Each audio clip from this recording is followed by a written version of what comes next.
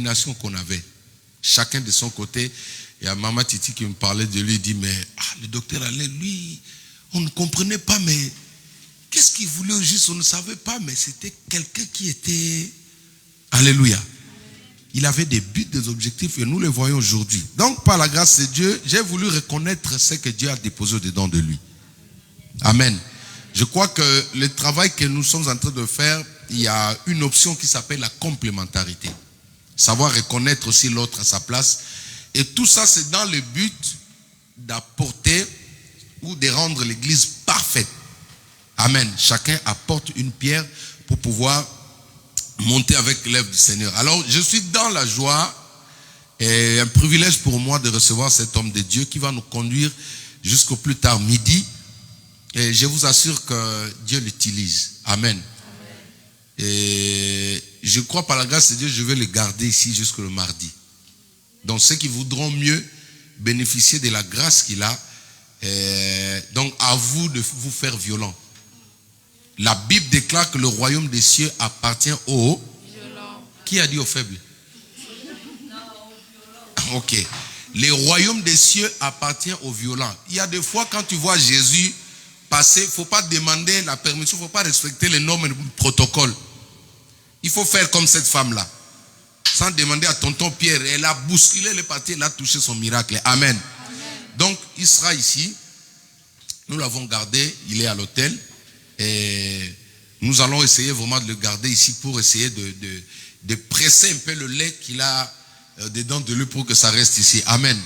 C'est un moment efficace. Je vous assure, il ne faut pas rater. Donc, le mardi, demain, il sera ici pour recevoir tous ceux qui ont des cas spéciaux. Amen. Je vous ai dit que c'est le temps de se faire violent. Il ne faut pas écouter les conseils des gens. Il ne faut pas qu'on te dise, oh non, non, non. D'ailleurs, le couvre-feu prend fin le mercredi. Hein? Oui, le mercredi, non? Ok. Donc, le mardi, nous serons là. Demain, on sera ici avec lui. Nous allons prier pour ceux qui viendront. Nous serons ici au bureau. Nous allons recevoir les gens. On va prier pour vous. Et le mardi, on aura encore un culte spécial. Et ensuite, on va faire en sorte qu'on le libère pour qu'il puisse regagner sa famille. Amen. Amen. Donc, je vais ici recevoir, sous vos acclamations, l'homme de Dieu, le docteur Alain Guévé. Pendant qu'il avance, nous acclamons le Seigneur, notre Dieu. Nous le recevons. Merci, pasteur. Sois le bienvenu. Merci.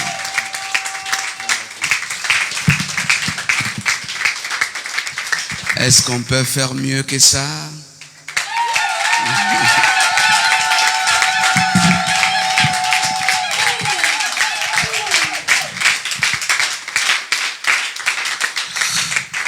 Que le Seigneur soit béni. Vous savez, nous vivons un temps tellement difficile. Beaucoup sont partis. Nous, on est encore là. On n'est pas spécial, mais ce n'est que la grâce du Seigneur. Et le Covid a ramassé plusieurs. Parmi nous sont partis. Et deuxième chose, j'aimerais vous dire qu'avoir un pasteur qui craint Dieu, c'est une grâce. Vous avez un bon pasteur. Vraiment, c'est un ami, c'est un frère. Si vous avez un pasteur dans ces temps auxquels les choses sont tellement difficiles, c'est une grâce. Et le monde est tellement compliqué actuellement. Si vous avez un homme de Dieu comme pasteur Jean-Jacques, c'est une grâce. Je répète encore, c'est une grâce. Est-ce qu'on peut acclamer le Seigneur pour nous?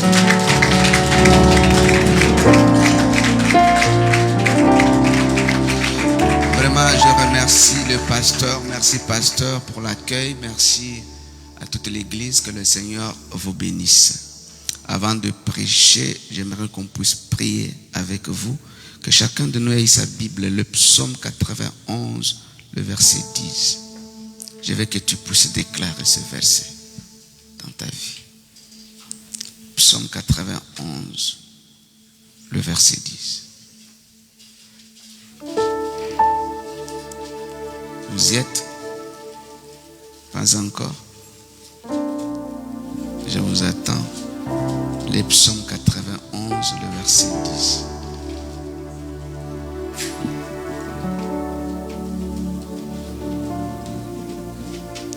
Vous y êtes? Ok. Les psaumes 91, le verset 10. aucun malheur, au lieu de dire demain, dis avec moi, aucun malheur ne m'arrivera. Ne m'arrivera. Aucun fléau Aucun fléau n'approchera n'approchera de ma maison. de ma maison. Déclare ce verset. Prions tous au nom de Jésus. Je veux que tu parles sur ça. À partir d'aujourd'hui, aucun malheur ne m'arrivera. Aucun fléau n'approchera de ma maison. Oh, qu'on appelle ça épidémie, qu'on appelle ça quoi, n'importe quel nom, n'approchera pas de... Est-ce que il y a des gens dans cette salle qui peuvent parler? Parle pour toi. Tout ce qui est programmé dans le monde des ténèbres ne m'arrivera jamais. Tout ce qui est programmé par le méchant ne m'arrivera pas. Tout ce qui est programmé par mes ennemis. Oh, je veux que quelqu'un prie. Je vous attends de déclarer ces versets. Déclare, parle. Ce que tu es en train de parler, tu le vivras. Oh, les accidents programmés ne m'arrivera point. Aucun malheur ne m'arrivera. Oh, je veux que tu proclames cela. Je veux que tu déclares cela. Aucun malheur n'arrivera sur mes enfants. Oh, est-ce que quelqu'un est en train de déclarer cette parole? Ce que tu es en train de déclarer, tu vas le vivre. Ce que tu es en train de déclarer, ça deviendra oui et amen dans ta vie. Je veux que tu déclares cette parole. Ah, que ce soit la nuit, le matin, le soir. Aucun malheur ne m'arrivera. Ce qui est programmé par mes ennemis ne me toucheront. Mon Dieu, si tu es là, réclame cela. Que cette promesse devienne oui et amen dans ta vie. Je veux que cette parole devienne une réalité dans la vie de quelqu'un ce matin. Je veux que quelqu'un puisse s'approprier de cette parole. Oh, si cette parole est réelle, si cette parole est la parole de Dieu, déclare cette parole. Si tu crois que cette parole est la parole de Dieu, approprie-toi de cette parole. Mon Dieu, est-ce qu'il y a des gens dans cette salle qui croient à cette parole, qui s'approprient à cette parole? Aucun malheur ne m'arrivera. Aucun fléau n'arrivera. Au nom de Jésus. Je vais vous montrer la manière dont moi je prie. Je prie toujours avec cette parole de Dieu. Vous êtes là? Deuxième verset. Nous allons faire 3 ou 4 sujets avant d'écouter la parole de Dieu. Vous êtes là? Amen. Le psaume 74. Le verset 4. Le psaume 74, verset 4. Tes adversaires ont rougi au milieu de ton temple. Ils ont établi pour signe leur signe. Mon Dieu. Les ennemis, ils placent leurs signes au lieu de tes signes. Il y a des gens qui ont des signes d'aller de l'avant. Mais l'ennemi a mis des signes de blocage. Ah, vous êtes là avec moi? Là, un signe de se marier, mais il a plaqué un signe de masque de vieillesse. Donc l'ennemi, il fait toujours en sorte qu'il place ses signes à place de tes signes. Oh, vous êtes là avec moi? Amen. Là, tu attends quelque chose d'aller à l'avant. L'ennemi va placer aussi ses signes pour te faire reculer en arrière. Ah, dis avec moi le signe de mon ennemi. Oh, au nom de Jésus-Christ. Tout signe de mon ennemi, aujourd'hui, je les brise au nom de Jésus. Prions tous au nom de Jésus. Commence à prier. Vous avez des gens qui prient, une église qui prie. Ah. J'ai besoin de voir celui qui prie. Des signes de mettre au monde, mais il a mis un signe de vieillesse, un signe de stérilité. Ah, Bilembo ennemi nanga, Sharaba. Il a placé ses signes à la place de mes signes. Mon Dieu, mon Dieu. Non, ça ne peut pas continuer. Ça ne peut pas continuer. Je veux que quelqu'un prie, ça ne peut pas continuer. Ah, les signes des ennemis ne peuvent pas continuer sur mes enfants. Ça ne peut pas continuer sur ma vie. Ils sont en train de placer leurs signes à la place de mes signes. Ah, Chandara, le signe de progrès, mais place le signe de la pauvreté. Mon Dieu, Mandara Sharaba. Ah, signe de la promotion, mais il place le signe de blocage pour que tu ne montes pas, pour que tu n'avances pas. Mon Dieu, Mon Dieu, que les signes de mes ennemis soient brisés, soient brisés. Mon Dieu, si tu crois à cette parole, dis avec moi au nom de Jésus. Je crois à cette parole. Au nom de Jésus. Soyez quand même vivants là. Vous êtes là? Troisième sujet. Job chapitre 15, verset 20. Je crois que c'est Job 15. Chaque jour, je serai ici, on va prier. Vous êtes là? Amen. Oh. Non, c'est Job 20, verset 15 plutôt. Job 20, verset 15. Job 20, verset 15. Vous êtes là? Amen. On a écrit quoi? Il a englouti des... Mon Dieu. Il est... Dieu les chassera d'eux. Il y a des gens qui travaillent dur, mais en réalité n'arrivent pas à bénéficier de le fruit de leur richesse. Parce que quelque part, le musicien veut me pardonner, quelque part l'ennemi a englouti sa richesse. Beaucoup d'efforts, mais peu de résultats. Beaucoup d'énergie, mais peu de résultats. Parce que la nuit, l'ennemi a déjà englouti ce qui est à lui. La richesse, ça peut aussi être l'intelligence. La richesse, ça peut aussi être des relations. Oh, est-ce que vous êtes là avec moi? La richesse, ça peut aussi être les enfants. Mais quelque chose de toi a été englouti quelque part. Englouti par la méchanceté des hommes. Englouti quelque part. Tu es en train de fournir des efforts. Mais ce qui était à toi était mais la Bible dit, il doit vomir cela aujourd'hui. J'insiste encore, il va vomir cela. Et Dieu va chasser cela de son ventre. Si c'était sur la terre, ils ont enterré sur la terre va vomir cela. Et tu pousses récupérer ce qui est à toi. Vous êtes là avec moi? Le mardi, ce sera un grand culte de prière. Il ne faut pas manquer. Invite plusieurs personnes. Un culte de prière. Nous allons beaucoup prier. Ici, tellement le pasteur me presse. Je vais terminer là. Dis avec moi au nom de Jésus. Ce qui était à moi. Consciemment et inconsciemment que je l'ai perdu. Englouti d'une manière consciente et inconsciente. Aujourd'hui, je récupère cela. Que le feu de Dieu s'allume et que l'ennemi vomisse cela. Dieu chasse de son ventre ce qui était à moi. Au nom de... Acclamons très fort le Seigneur. Yes. Veuillez vous rasseoir. Nous aurons un grand culte de prière mardi. Ce sera un culte de prière. Viens prier. Une église puissante, c'est une église qui sait prier. Un chrétien puissant, c'est un chrétien qui sait prier lui-même. Mais nous allons te montrer comment faire prier et aller plus loin. Amen. Avant d'introduire, j'aimerais poser une question. Dieu est combien de fois saint? Dieu est saint. Seulement 3. Les combien de fois saint? Lisons. C'était quel verset que vous avez lu? Apocalypse combien? On dit Saint, Saint, Saint est le Seigneur. C'est lui qui? Ça c'est bon. Donc on parle de la sainteté de Dieu en ce verset en 3 temps. Il n'est pas 3 fois saint, mais il est saint au passé, il est saint au présent, il est saint au futur.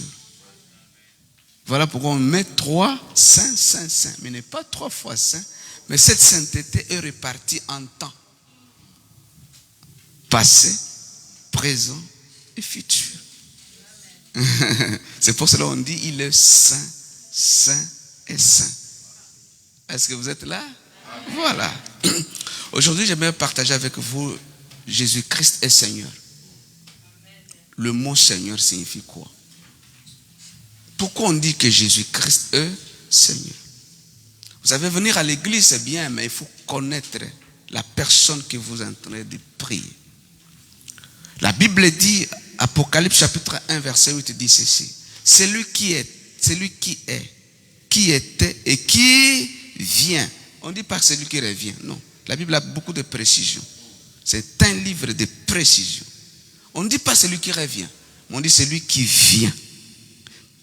Ça, c'est une précision de détail. Celui qui est, celui qui était, celui qui vient. Combien de temps? Combien de temps?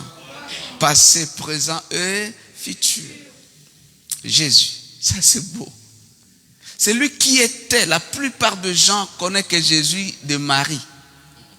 Celui qui était en chair, limité par le temps et par l'espace. Celui qui a guéri Bartimée. Celui qui a ressuscité Lazare. Mais la plupart des gens ne connaissent pas celui qui il est aujourd'hui. Il est qui aujourd'hui? La plupart des gens, ils ont l'image quand ils lisent la Bible, les évangiles, ils ont quelqu'un, Jésus qui était, qui ne pouvait pas avoir 35 ans, c'est limité qu'à 33 ans. Mais celui qui est aujourd'hui est plus fort que celui qui était dans la chair. Parce que celui qui est aujourd'hui, il est assis à la droite du Père. Il est en Amérique, il est en Afrique, il est en France, il est partout, il n'est limité ni par le temps, ni par l'espace. Mais celui qui était en chair était limité par le temps et par l'espace. Vous êtes là? Amen. Mais qui est Jésus aujourd'hui? Lisons Actes chapitre 2. Nous allons comprendre qui est Jésus aujourd'hui. Actes chapitre 2, verset 30 à verset 36. Vu le temps, le pasteur, vu le temps, je serai seulement l'introduction. Acte 2. Acte chapitre 2. Vous êtes là? Acte chapitre 2. C'est le discours de Pierre lors de la Pentecôte. Lorsque Pierre a fait un grand discours. Pour gagner du temps, je vais lire versets 30 jusqu'à 36. Comme il était prophète et qu'il savait que Dieu lui avait juré par serment de faire asseoir quelqu'un du fruit de ses reins sur son trône, lui ayant vu cela d'avance, a dit au sujet de la résurrection de Christ qu'il n'a pas été abandonné dans le séjour de mort et que sa chair n'a pas vu la corruption. C'est Jésus, Dieu l'a ressuscité. Frère, la résurrection est réelle. La résurrection, c'est notre force. Jésus est ressuscité. Et la vie que Jésus a reçue après la résurrection, ce n'est pas cette vie adamique, mais c'est la vie de Dieu. Les Zoé de Dieu. La vie que nous avons reçue par naissance ne peut pas triompher de la mort. La vie que nous avons reçue par la naissance est limitée par la mort. Car la Bible dit, tout celui qui est né de la femme, sa vie est limitée, agitée par la souffrance. Cela veut dire la vie qui triomphe de la mort. Cette vie, on appelle ça la vie éternelle. La vie qui est au-dessus du soleil. Vous êtes là? Est-ce que vous pouvez dire amen encore? Donc la résurrection, nous recevons une vie qui est au-dessus de la vie adamique. Par la résurrection. Je vais continuer. Nous sommes au quel verset? Verset 32. Jésus dit, Dieu l'a ressuscité, c'est dont nous sommes tous témoins. C'est pourquoi, élevé jusqu'à la droite de Dieu, mon Dieu, et ayant reçu du Père la promesse du Saint-Esprit, il a répandu ce que vous voyez et entendez. Car David n'est pas monté dans le ciel, mais il dit lui-même, le Seigneur a dit à mon Seigneur, assis-toi à ma droite, jusqu'à ce que je fasse de tes ennemis ton marchepied. Marchepied, cela veut dire quoi? Marchepied signifie quoi? Marchepied signifie quoi? Marchepied. On dit souvent ceci. On dit ceci. Il est assis sur le. Dieu est assis au trône. Son trône est au ciel. Et la terre, c'est son. Ça signifie quoi? On ne sait pas. Je vais vous dire ça après. Vous êtes là? Car Dieu n'a pas monté. David n'a pas monté Jusqu'à ce que, verset 35, jusqu'à ce que je fasse de tes ennemis ton marchepied. Que toute la maison d'Israël, c'est ici que je vais prêcher, que toute la maison d'Israël sache donc avec certitude que Dieu a fait Seigneur et Christ, c'est Jésus que vous avez crucifié. Dieu a fait de lui qui? C'est ça que je vais prêcher. Il a fait de Jésus qui? Et Christ. Je ne parle pas aujourd'hui de Christ, je vais parler du Seigneur. Il a fait de lui Seigneur. C'est lui que vous avez vu marcher sur les lits, sur les rues de Galilée. Aujourd'hui, Dieu a fait de lui un Seigneur. Mon Seigneur signifie quoi? Mon Seigneur dans la Bible, laisse-moi te dire, c'est ça que je vais introduire. Peut-être que je n'ai pas le temps de parler tout. La Bible est remplie des expressions, la grâce du Seigneur, l'amour du Seigneur. Le serviteur, l'ange du Seigneur m'a apparu. Ceci du Seigneur m'a apparu. Mais qu'est-ce que signifie Seigneur? Premièrement, mon Seigneur signifie propriétaire. Seigneur signifie propriétaire de terre, propriétaire d'un domaine. C'est ça, Seigneur. Donc, on ne peut pas être un Seigneur si on n'est pas propriétaire de quelque chose. Vous êtes là? Ah, c'est ici que chacun de nous va revoir sa relation avec Jésus aujourd'hui. Dans le temps ancien, le Seigneur, c'est celui qui avait la possession ou avait des propriétaires était propriétaire de terre. Donc parler du Seigneur fait référence au domaine, au territoire, aux propriétés, à une zone géographique dont son influence est reconnue. Vous êtes là? Un Seigneur est toujours lié à une propriété où son pouvoir, son autorité, sa domination sont exercées. Le Seigneur est propriétaire de biens, de territoires, de domaines. Il commande, il dirige dans ces domaines-là. C'est ça mon Seigneur, en un mot, propriétaire. C'est tout. Mais je vais me poser la question, pourquoi nous disons Seigneur alors? Sarah dit ceci. Abraham est, voilà. Donc Sarah veut dire dans ce texte, ce corps c'est un domaine, ce corps c'est un territoire, dont le propriétaire c'est donc celui qui a le dernier mot, décision sur ce territoire s'appelle Abraham, parce que c'est lui le Seigneur. Parce que c'est lui le propriétaire de ce domaine. Donc, si je viens, si Jésus est Seigneur, cela veut dire toi tu es un territoire. Ah, c'est là où je vais arriver. Donc si Jésus est Seigneur, donc c'est toi qui es le territoire. C'est toi qui es le domaine. Donc Jésus est propriétaire. Donc quand je dis je donne ma vie au Seigneur, cela signifie je deviens propriétaire, je deviens le domaine. Oh, vous êtes là? Je deviens le territoire. Donc Jésus est propriétaire. Donc son autorité, son pouvoir sera reconnu.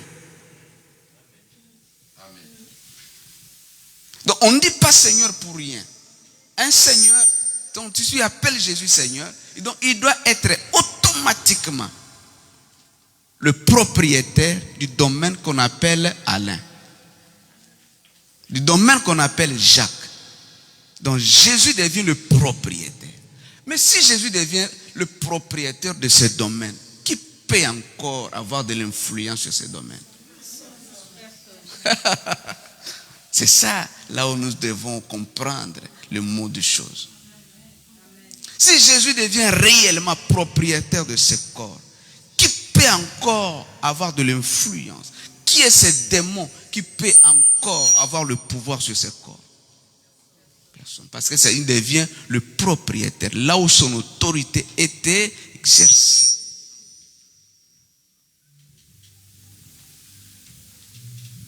Deuxième chose, quand on parle du Seigneur, vous êtes là?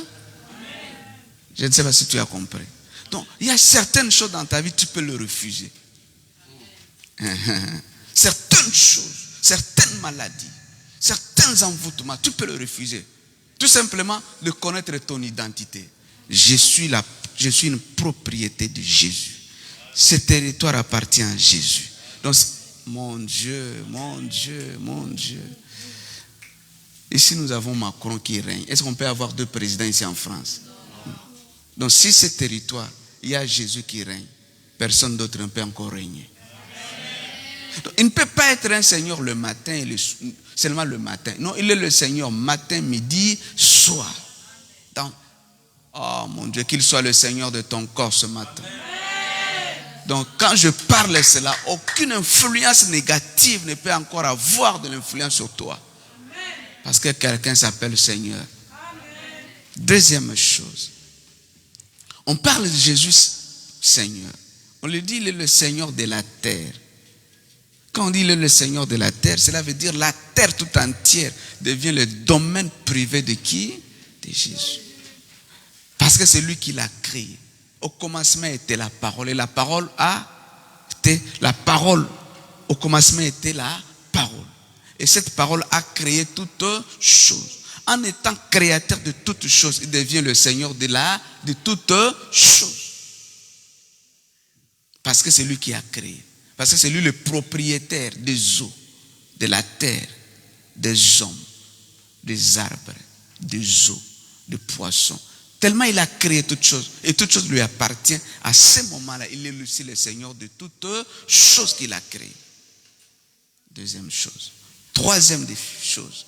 Il est le Seigneur par la résurrection. Par la résurrection. Je ne veux pas crier. Par la résurrection, Jésus devient le Seigneur. Parce que la résurrection, ou par la résurrection, que vous et moi, nous constituons maintenant une nouvelle création. Vous êtes là? Amen. La Bible dit ceci. Vous êtes devenus une nouvelle créature. Les choses anciennes sont... Quand on dit une nouvelle créature, on ne dit pas une créature modifiée. Ce qui est modifié et ce qui est nouvelle, c'est deux choses. Et toi, tu n'es pas une créature modifiée, mais tu es une nouvelle créature. Mon Dieu. Les choses anciennes sont... Et cette nouvelle création a vu le jour par la résurrection. Donc la résurrection fait de nous de nouvelles espèces, nouvelles races de Dieu. Et ceux qui ont cru à Jésus, parce que c'est Jésus, est ressuscité, ils l'ont reçu, il est devenu leur Seigneur. Maintenant, Jésus devient aussi le Seigneur de ta vie. Amen. Je vous ai donné 3 choses importantes. Il est le Seigneur par rapport à la création qu'il a créée. Il est le Seigneur par rapport à la résurrection parce qu'il a créé une nouvelle. Par la création, une nouvelle création est née. Vous êtes là? Et troisièmement, il est le Seigneur parce qu'il est le propriétaire de toutes choses. Est-ce qu'on peut acclamer le Seigneur? Maintenant, quand tu dis le mot Seigneur, tu dois comprendre que quand je dis Seigneur, signifie quoi? Crois au Seigneur Jésus et tu seras... On ne dit pas d'abord crois à Jésus, mais au Seigneur. C'est une précision de taille. Cela veut dire tu crois à celui qui doit devenir le propriétaire de ton état, de ta vie. Lorsqu'il devient le propriétaire, le salut est certain. La délivrance est certaine.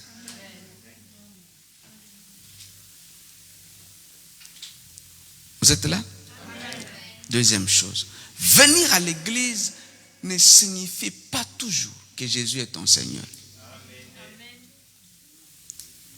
Fréquenter l'église ne signifie pas toujours prêcher, être protocolaire, chanter, ne signifie pas toujours que Jésus est ton Seigneur. Vous êtes là? Amen. Ça fait 10 ans que je viens à l'église, ça ne sert à rien. C'est pas grave, c'est bien. Mais est-ce qu'il est ton Seigneur? Amen. Moi, je suis intercesseur, je suis protocolaire, je fais ceci. C'est bien, mais il est ton Seigneur. Je vais vous donner 2 preuves dans la Bible que nous allons comprendre. Il y a 2 gens qui étaient avec Jésus, mais n'étaient pas leur Seigneur. Oh, vous êtes là? Amen. Lisons la parole de Dieu. Lisons la parole de Dieu.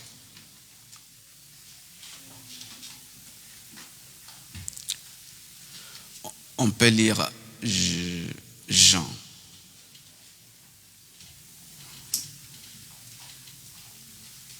Jean chapitre 6. Versets 65, 66, 67. Jean 6. Vous êtes là? Oh. Jean 6. Je vais commencer au verset 65.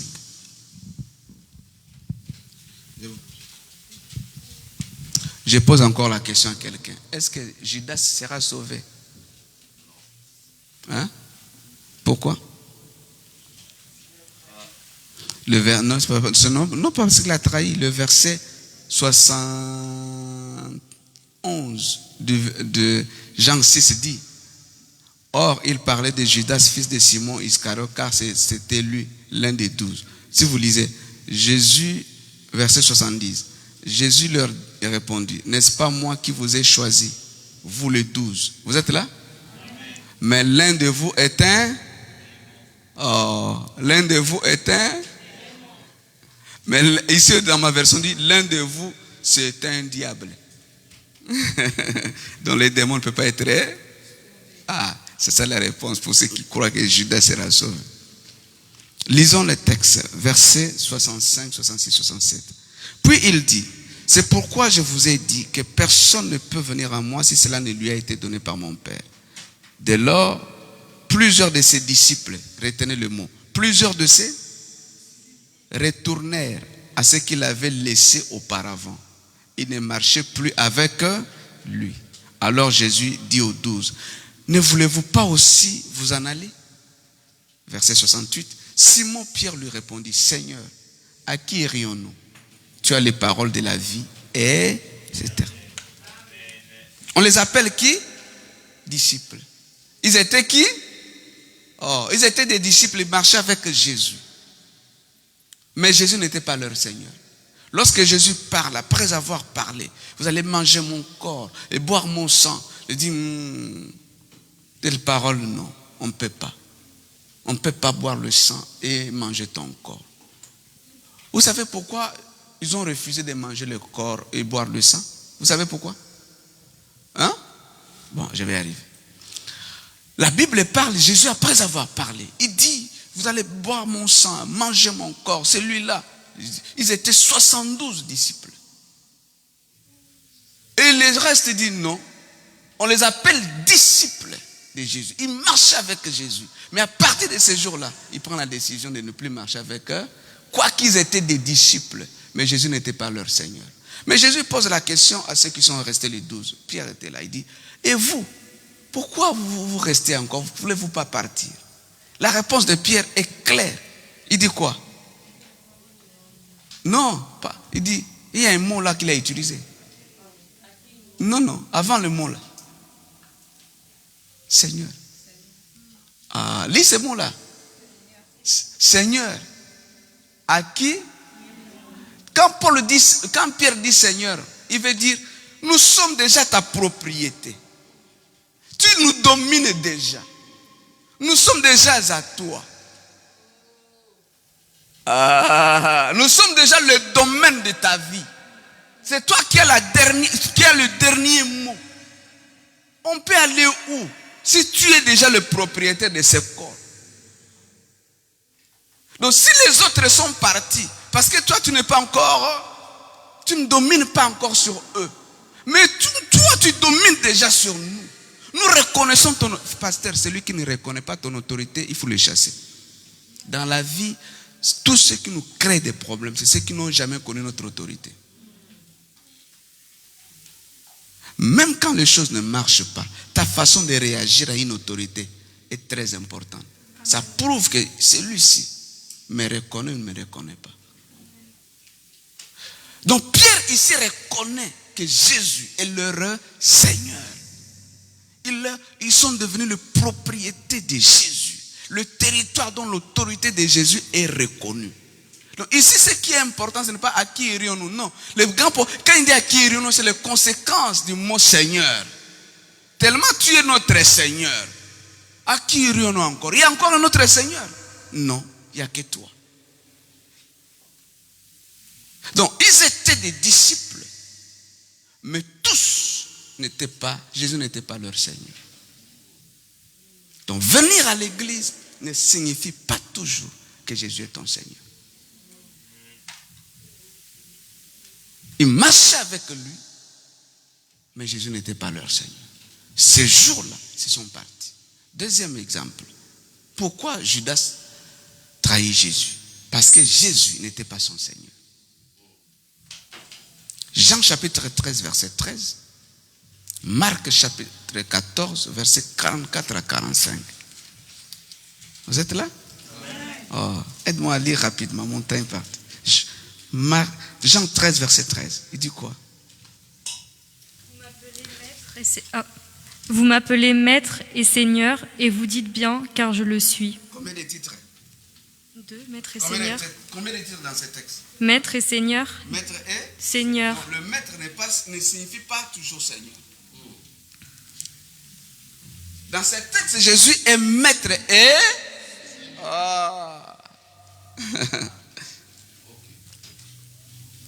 Marc chapitre 14, 44 à 45.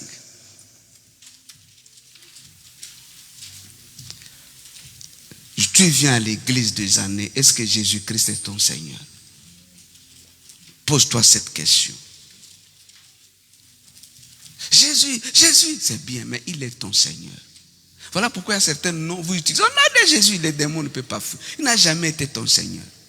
Comment ça peut avoir de l'effet?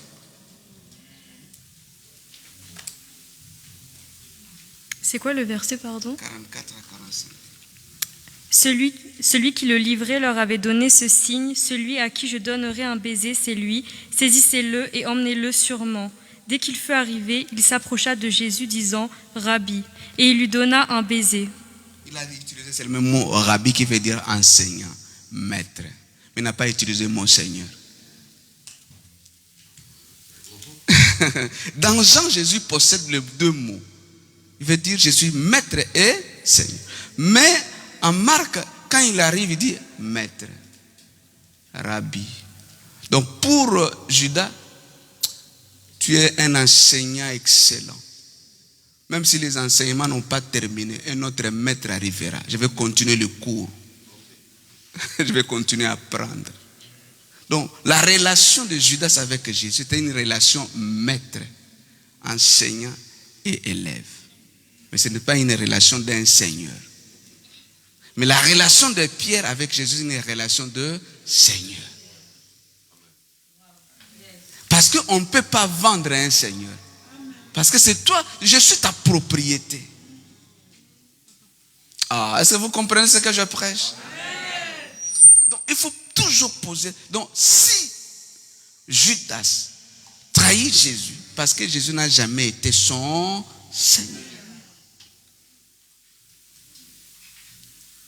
Pose-toi encore la question. Je vous pose cette question. Qui est Jésus pour toi? Ça fait des années que tu viens à l'église. Il est qui? Il y a des gens qui viennent à l'église, ils ont une relation de Jésus guérisseur. C'est tout. Lorsque tu vas recevoir la guérison, il va faire quoi? Il part. Parce que la relation était basée des guérisseurs et malades. Tu viens à l'église parce que Jésus est bénisseur. Après avoir reçu la bénédiction, il fait quoi? Parce que la relation, c'était une relation de bénédiction. Oh. Ils viennent à l'église parce que Jésus est celui qui délivre. Cette relation, après avoir reçu la délivrance, bye bye. Parce que la relation était une relation de délivrance. Une relation médecin et malade. Quand nous partons à l'hôpital, moi et le médecin et le malade, une relation de maladie, de traitement, après traitement. Je laisse l'hôpital. Vous êtes là? Je rentre chez moi. Parce que cette relation qui nous a unis avec le médecin, c'est à cause de la maladie. Donc, il y a les relations Jésus et les gens, une relation de maladie et de guérison. Après avoir reçu la guérison, ils s'en foutent de ce Jésus. Il n'a jamais été leur Seigneur. Quelle est ta relation avec Jésus?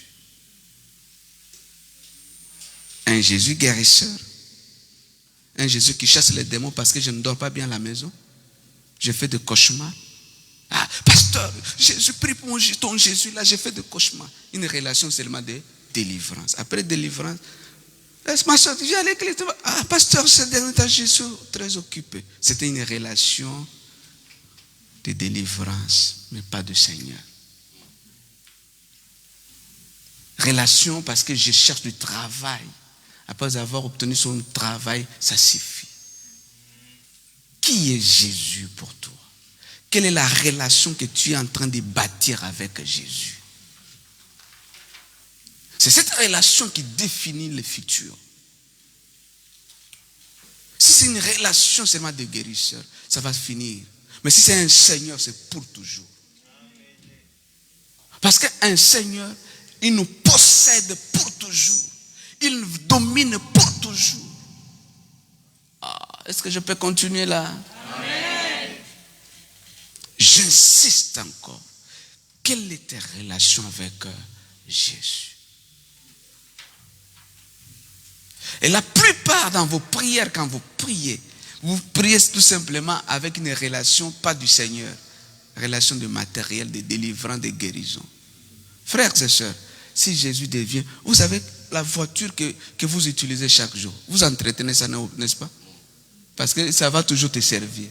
Si Jésus sait que tu es utile pour lui, il va toujours t'entretenir. Parce que c'est son domaine. C'est par toi qu'il va recevoir la gloire. C'est par toi que tu es devenu son domaine. Il va toujours entretenir le domaine. Si tu deviens réellement le domaine du Christ, lui-même s'entretenir, il va entretenir le domaine. Parce qu'il ne peut pas laisser le domaine malade. Il ne peut pas laisser son domaine être fréquenté par les impuretés. Donc, la plupart des gens, nous venons à l'église, nous avons mal bâti notre relation avec Jésus. Oh, vous êtes là? Je vais donner des exemples pour terminer ici. Premier exemple de Paul. Deuxième, je vais parler de Pierre. Paul et Pierre. Je vais diminuer là. Paul, lisons cela ensemble. Vous êtes là? Amen. Acte chapitre 9. Oh mon Dieu. Acte 9. C'est que j'aime que vous venez avec vos Bibles. L'église, c'est comme ça. Ta Bible, cahier, tu peux noter. C'est bon? Parce que ces derniers temps, tellement nous avons que des téléphones, tout au téléphone. Ah! Acte chapitre 9. Relation de Pierre de Paul avec Jésus. Commençons verset 5. Il répondit, « Qui es-tu, Seigneur ?» Et le Seigneur dit, « Je suis Jésus que tu persécutes. Il te serait dur de régimer contre les aiguillons. » Je continue. Tremblant et saisi d'effroi, il dit, « Devant un Seigneur, on ne fait que trembler. » Amen. On ne discute pas devant un Seigneur. Tremblant et saisi d'effroi, il dit, « Seigneur, que veux-tu que je fasse ?» Et le Seigneur lui dit, « Lève-toi, entre dans la ville et on te dira ce que tu dois faire. »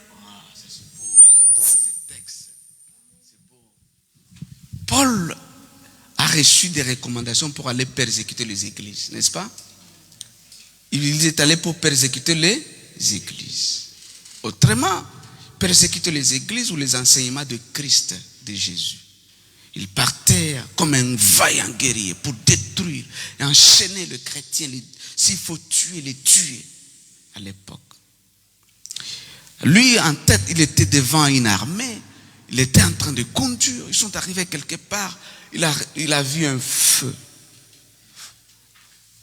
Ce feu, c'est en forme de soleil, en forme. L'a frappé. Il est tombé sur son cheval par terre. Il devient aveugle. Et tous ceux qui étaient comme les soldats qui étaient derrière lui, ils ont vu le maître, ils ont vu le commandant être à terre. Maintenant, Paul, quand il était à terre, il entend une voix. Il ouvre les yeux, il essaie d'ouvrir les yeux. Mais il est devenu aveugle. Les yeux ne s'ouvraient pas. Mais Paul comprend, ça, je n'ai pas affaire avec un individu. Ça, c'est affaire avec quelqu'un qui est supérieur. Il pose la question, qui es-tu, Seigneur? Donc pour Paul, il est allé persécuter les enseignements de Jésus de Marie. Pour Paul, il connaissait que Jésus de Marie. Mais il ne connaissait pas que Jésus là est devenu mon Dieu.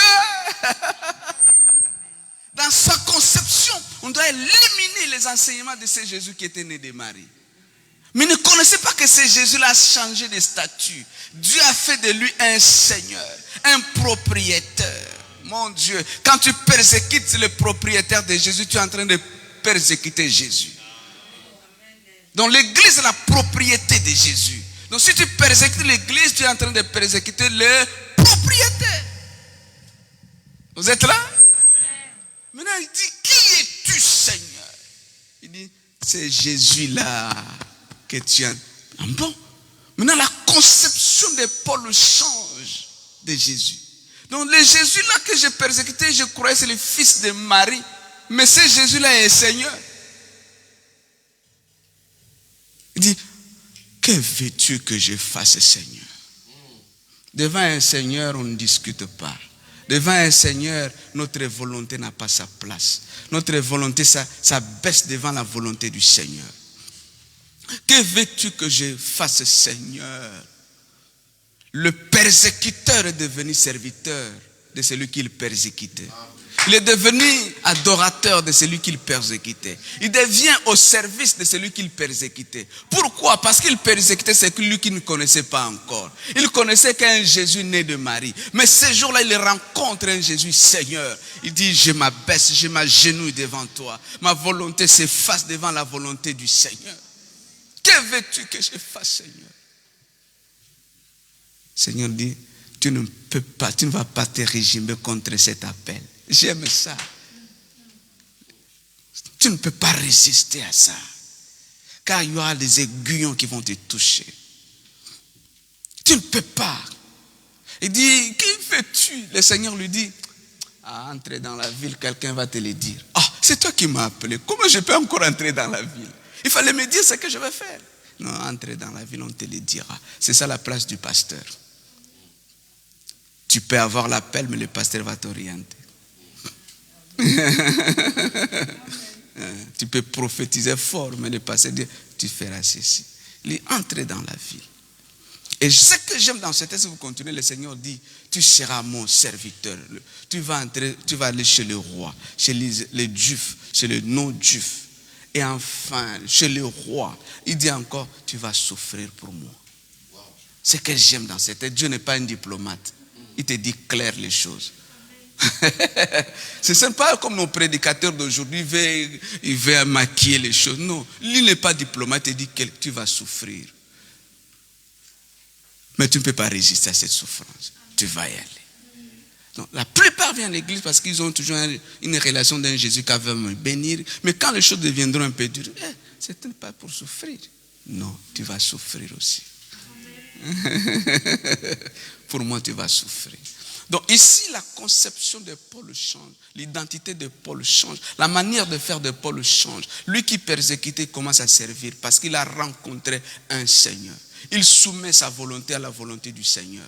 Il devient propriété d'un Seigneur. Il abandonne tout. Voilà pourquoi Paul dit, j'ai abandonné ce qui était pour un gain, parce qu'il a eu la connaissance d'un Seigneur. Frère, si vous avez la connaissance de Jésus, quelque chose doit mourir en toi. La véritable connaissance doit détruire des choses en nous.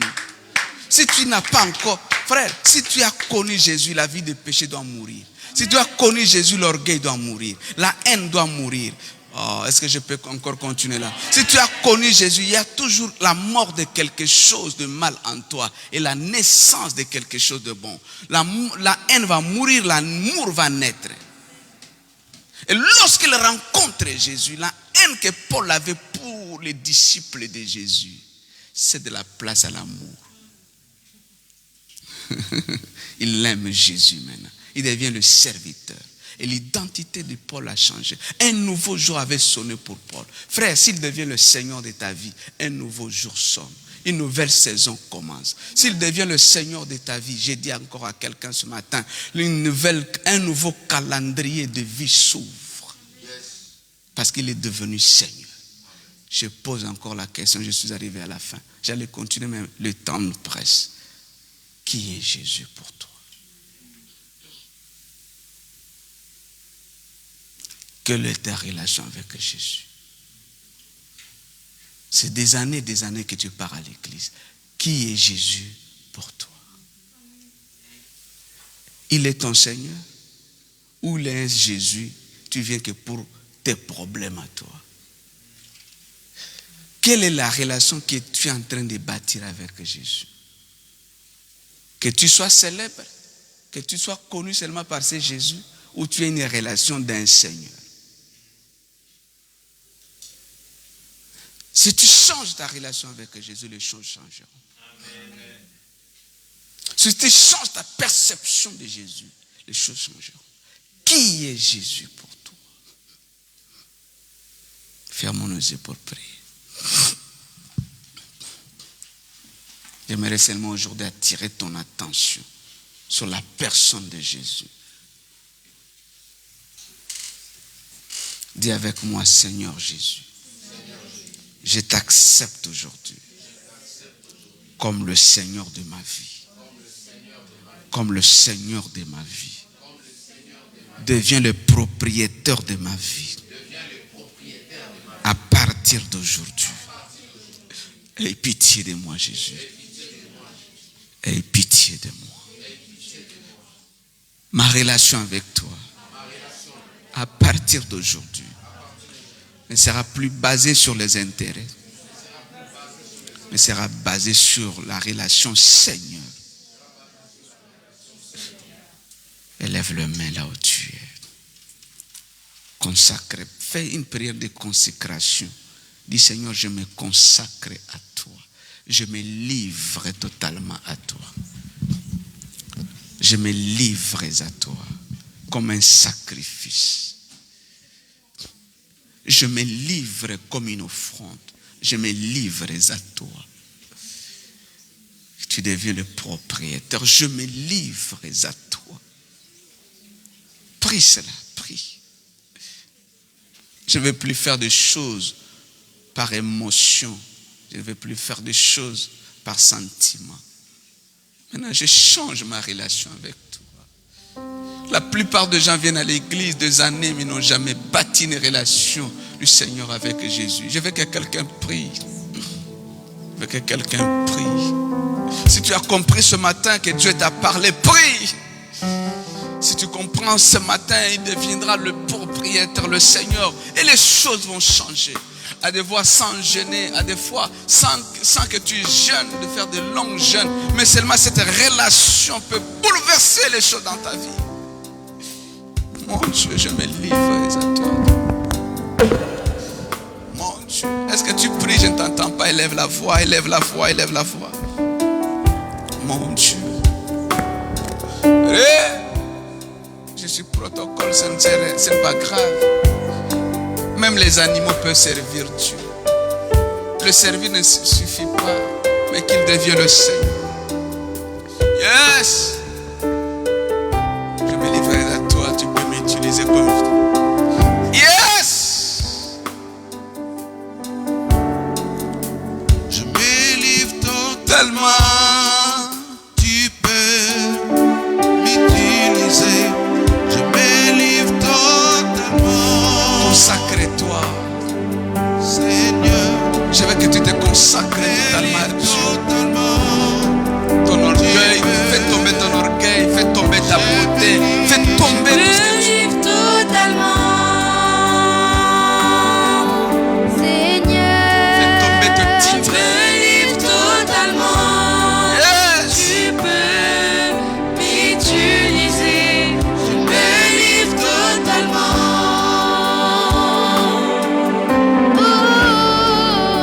Je me livre totalement. Tu peux. Comme une offrande, je me livre à un Seigneur. Ma vie n'est plus à moi. Alléluia. Elle t'appartient, Seigneur. Deviens le maître de mon cœur. Deviens le Seigneur de ma vie. Dis-le, déclare ces paroles. Deviens le Seigneur de ma vie. À moi. Je ne veux pas que tu sois seulement un maître. Sois le Seigneur. Possède moi. Domine-moi. Prends le contrôle. Ma vie n'est plus à moi. Mon Dieu.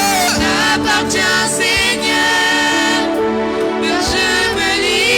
Je me livre totalement. Consacre-toi, je ne t'entends pas. Je ne te vois pas. Tu es où là?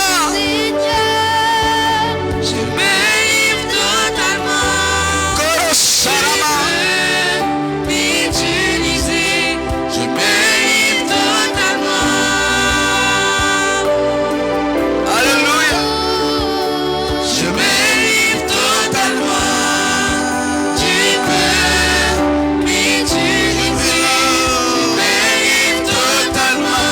Je me livrerai à toi ce matin. Seigneur, je me livre totalement. Tu peux m'utiliser. Ma vie n'est plus à moi. Elle t'appartient, Seigneur.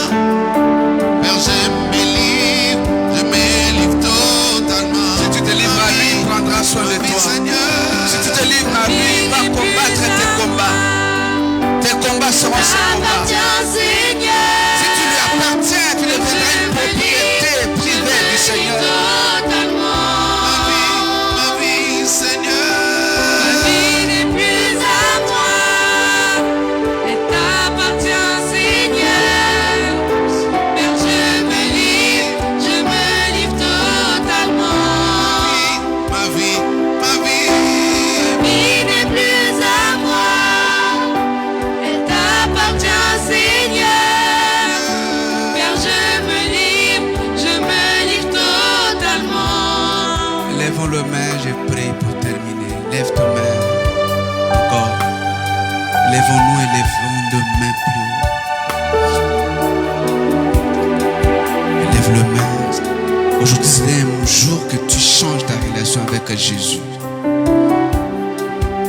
J'ai vu des gens pleurer, en train d'échanger leur relation avec Jésus.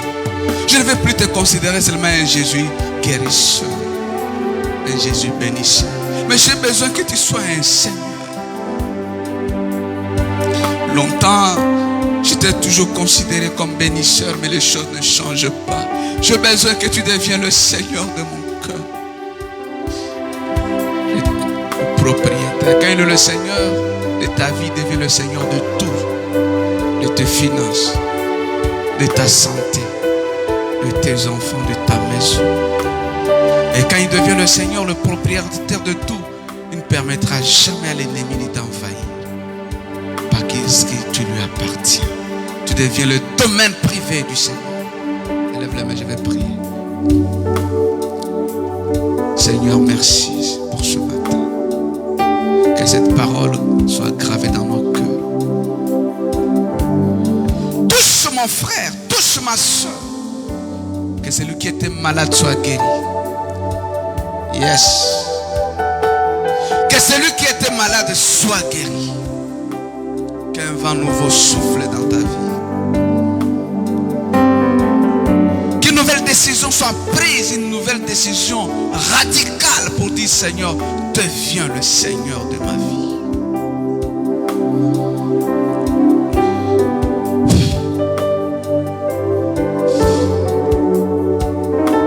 Au nom de Jésus.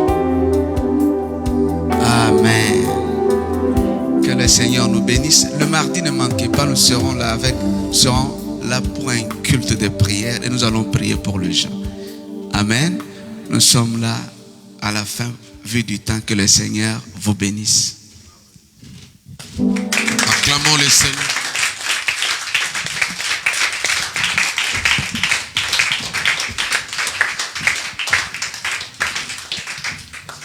Acclamez le Seigneur. Est-ce qu'on peut faire mieux que ça? Acclamer le Seigneur. Gloire à Dieu. Amen. Nous pouvons reprendre place. Ce message a pris la place dans mon cœur particulièrement. Je crois qu'il en est de même avec vous aussi. Amen. C'est vrai que le Seigneur attend que nous puissions devenir des propriétés privées pour lui. Il a souligné quelque chose, il a dit, le Seigneur peut utiliser même un chien pour le servir. Dans la Bible, Dieu a utilisé une ânesse. Le Seigneur peut utiliser un oiseau. Il a nourri Élie. Ce que nous faisons, ce n'est pas ça qui nous qualifie,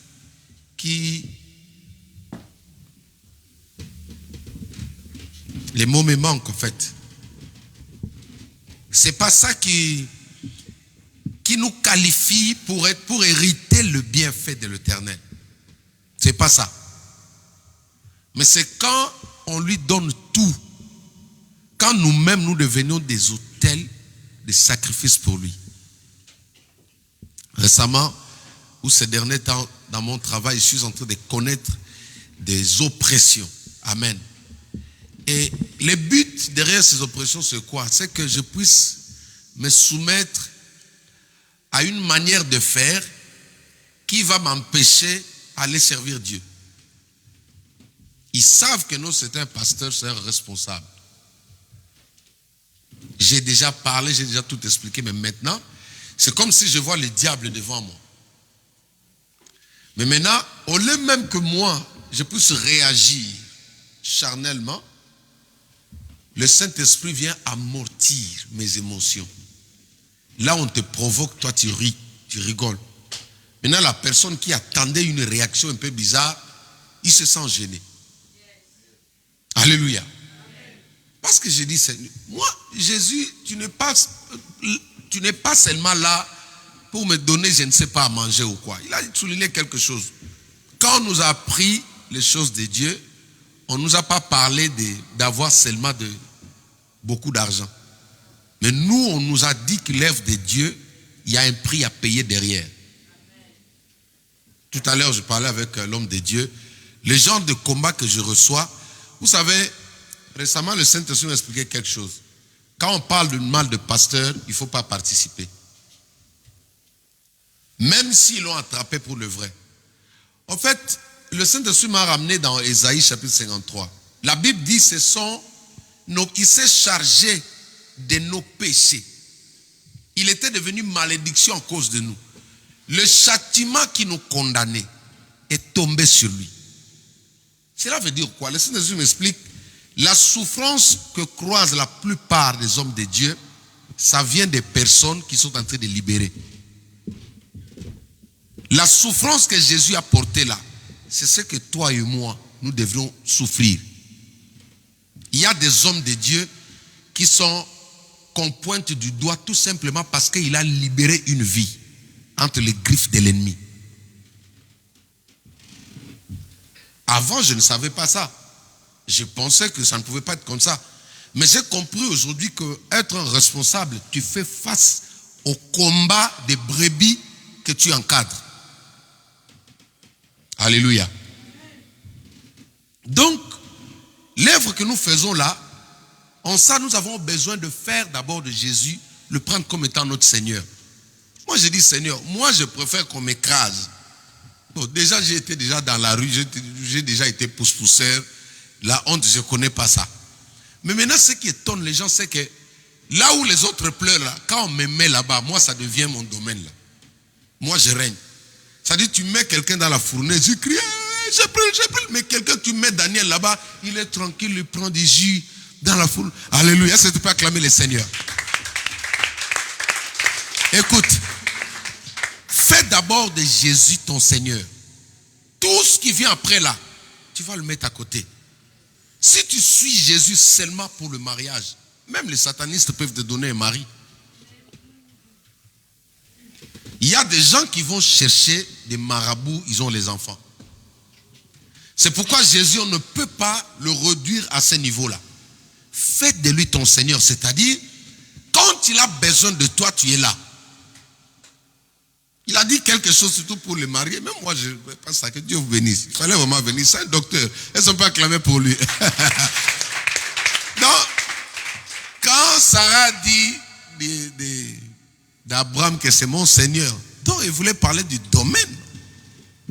Que tout ça, c'est pour lui, c'est sa maison. Ah, ça, je vais parler avec les mariés un jour. Là. Je vais convoquer les mariés, une convocation solennelle. N'est-ce pas, JF? Ah oui, on va parler de ça. Il y a des mariés ici. Amen. Peux-tu aujourd'hui faire de Jésus ton Seigneur? Quand Jésus a besoin de toi, tu es là. Pour Jésus, tu abandonnes certaines choses. Tu coupes certaines relations. Pour ton Seigneur, quand il a besoin de toi, tu es là. Le mardi, nous serons là. Déjà à partir de demain, nous serons ici les après-midi avec le pasteur. Amen. C'est quelqu'un qui a ce domaine-là. Comme je vous ai dit que moi, je vous ai dit que moi-même, j'étais fortement attaqué une fois. J'ai pris des médicaments et rien n'a changé. Et j'ai appris qu'il était en prière quelque part. Le Saint-Esprit me dit, va le voir. Je suis allé le voir en retraite. Il était avec l'évangéliste Madraou, qui par la grâce de Dieu, si le Seigneur me met à cœur, il passera ici. Ils ont prié pour moi ce jour-là. Moi, je reconnais les gens. Alléluia. Je ne fais pas comme les autres là. La personne qui t'a fait du bien, tu as du mal à le reconnaître devant les gens. Alléluia. Je crois qu'il a oublié ce jour-là. J'avais reçu une attaque du haut de la chair pendant que je prêchais. C'était à Meps. Pendant que je prêchais, j'ai senti comme si on m'avait passé une lame ici. Tiens, j'ai fait ça. Et j'ai fait ma prédication, j'ai pleuré. Malgré qu'il y avait l'onction dans la salle. Après la prédication, j'ai commencé à tousser. J'ai pris des médicaments, rien n'a changé. 2 jours après, le Saint-Esprit me dit non, ça c'est pas normal. Dis avec moi, c'est pas normal. C'est pas normal. Oui, il y a des choses dans ta vie qui ne sont pas normales, elles vont partir au nom de Jésus-Christ. Je suis allé le voir et dès qu'il a prié pour moi, sur place, j'ai transpiré. Je me suis couché, quelques minutes après, la chose avait disparu. Alléluia. Amen. Écoutez, chaque homme de Dieu a une particularité. C'est un homme de feu. Alléluia. Et comme c'est un docteur, je sais que là, il est en train de poser les bases. Il est en train de vous préparer. Quand on va décoller, ça va chauffer. Donc, le mardi, amenez-nous le malade. Amenez-nous toutes les personnes, ceux qui ont des problèmes, qui bloquent, qui ne s'ouvrent pas. Venez en état de jeûne. Tous les mardis, nous sommes en jeûne. Écoute, viens ce jour-là, tu sortiras d'ici et tu vas glorifier le Seigneur. Amen. Mon souci en tant que berger, je veux que vous tous vous puissiez avancer. Je ne veux pas que le pasteur soit béni, l'église reste par terre. Non, je ne veux pas ça. Je veux que l'église soit bénie. Amen. Donc, le mardi, nous serons là. Déjà demain, normalement lundi, c'est mon jour de repos, mais nous serons ici avec lui. Comme j'ai dit, on le garde encore, il est à l'hôtel. Alors tout à l'heure là, j'aimerais que les gens puissent bénir l'homme de Dieu, parce que je dois encore renouveler, prolonger un peu son visa. Pendant 2 jours, on va le garder ici. Parce qu'il ne peut pas rentrer avec ce qu'il a. Alléluia. Moi, je sais ce qu'il porte dedans de lui. Je ne peux pas laisser passer comme ça. Je fais comme Abraham. Quand l'ange entre à la maison, donne-lui la nourriture. Comme ça, tu prends ce qu'il avait amené là, tu prends ton Isaac.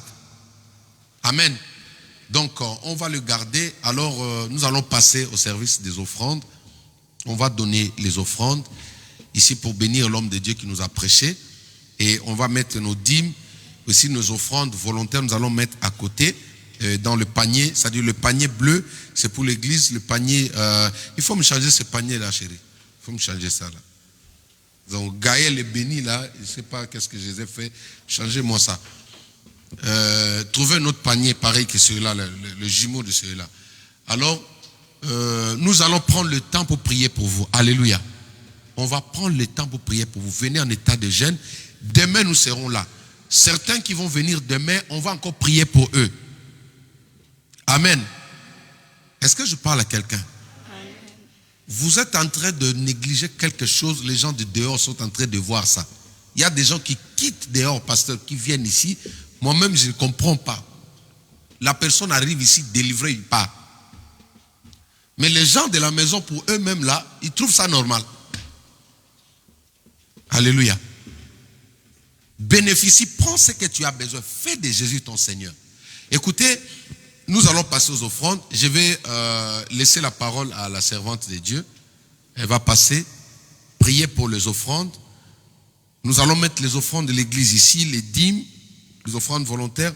Et là, nous allons bénir l'homme de Dieu. Amen. À la fin, j'aurai besoin de personnes qui ont besoin d'arracher leur Isaac de force. Ah oui. Parce que je dois le garder encore 2 jours. Si vous voulez même 4 jours. Je voudrais avoir des personnes qui vont me donner quelque chose pour qu'on puisse prolonger son séjour ici. C'est un homme marié. Sa femme est là avec ses enfants, mais je lui ai dit de supplier maman d'attendre un peu. Alléluia. Il faut bénir les enfants de Dieu ici. Alors, levons-nous. J'appelle la servante de Dieu. Pendant qu'elle avance, on acclame le Seigneur. Juste après, on va vous recevoir pour prendre la liste des personnes qui auront besoin de la prière au courant de la semaine, c'est-à-dire demain et mardi.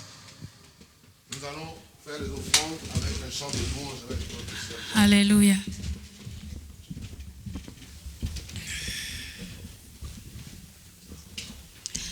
Seigneur Jésus-Christ, Papa, je te bénis, je te rends gloire parce que tu es Dieu. Merci Seigneur Jésus-Christ, Papa, pour tout ce que tu as fait dans nos vies. Merci pour tout ce que tu feras et tout ce que tu fais et tout ce que tu feras. C'est ainsi, je remets entre tes saintes et divines mains les offrandes, les dîmes et les actions de grâce qui vont être déposées ici sur les paniers. Père de gloire, sanctifie par ton sang tout ce qui n'est pas de toi et bénis Seigneur Jésus-Christ au centuple ceux qui ont apporté dans ta maison. Donne Seigneur Jésus-Christ à ceux qui n'ont pas aussi rapporté Seigneur Jésus-Christ. Papa, là où les portes sont fermées, que tu puisses les ouvrir. Là où les portes Seigneur sont ouvertes, que tu puisses également les fermer. Jésus-Christ, que tout soit pour ta gloire et ta gloire uniquement Jésus. Au nom de